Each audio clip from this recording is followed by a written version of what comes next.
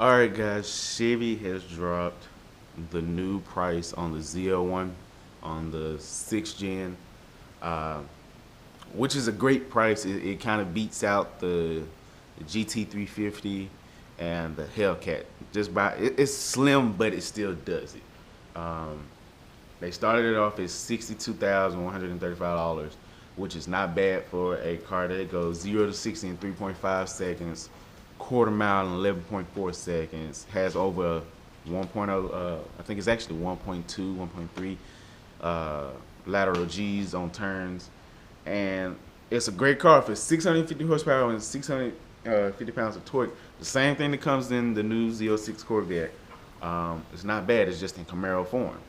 Uh, which is great. Camaro owners can actually compare themselves to the vet.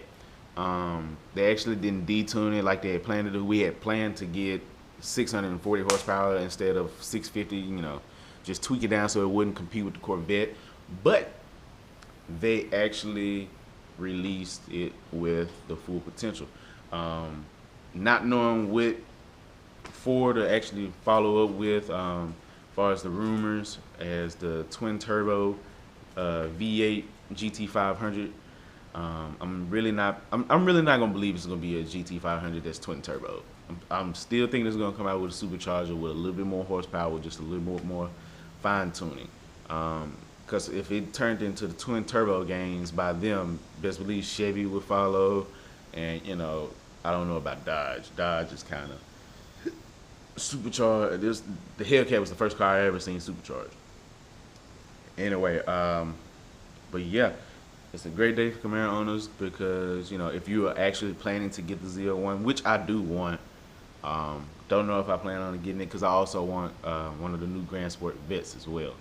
Um, so that's gonna kind of be a toss up because I get a Grand Sport Vet, make sure it's a manual, pro charge it.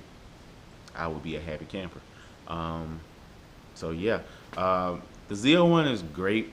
I guess because we haven't really seen any real footage of it. We only seen a few clips here and there, heard the supercharger whine. But as far as I know, it still has the heat soak problem that the Z06 has. Don't know if they fixed that. I know they're planning to fix that on the new 2017 Z06 as far as the heat soak problem goes. But if they improve that on the Zl1 and actually gave us a heat exchanger worth something, it'll be great. Because that's the biggest downfall of these supercharged cars. The heat soak is just tremendous, and it kills power. Like I said before, kills power and makes it almost like it doesn't even have a supercharger. Um, but yeah, they released some good info today. You can only imagine if it's doing 11.4 in a quarter mile on street tires, and whatever conditions they're doing, that when it turns into boost season, which is the fall, put an actual drag tire on it or put a drag setup on it, as far as wheels and anything goes, I can see that car going maybe 11.2, 11.1, 11.0 as far as stock goes, depending on the conditions. It's always the conditions, but um, it's 650. You haven't pulleyed it yet. You haven't cammed it yet. You haven't meth. You haven't E85. You haven't done nearly the things that I have to do to keep up as far as power wise goes. So if it's 650, truly it's maybe 560, 580, so between 560 and 600 to the wheel. After cam, pulleys, meth, E85, the whole wazoo, that car should literally touch high 700s to the wheel, if not 800. Depending on the tuner and depending on how far the time you can go. I feel like that it should be high 700s, 800s, and that car would be a beast.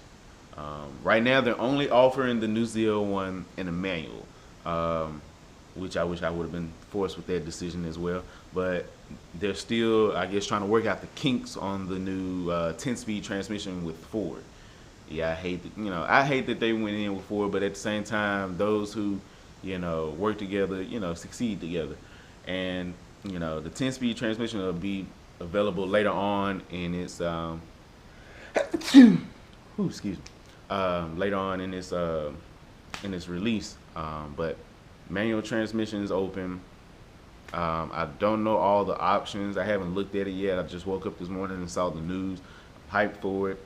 If I do get the chance to get one, I will grab one, of course. You never know. But yeah. Man, if you haven't seen the news on it, check it out. I'm going to include the link in this video. Check it out. Tell me what you think about the new Zl1.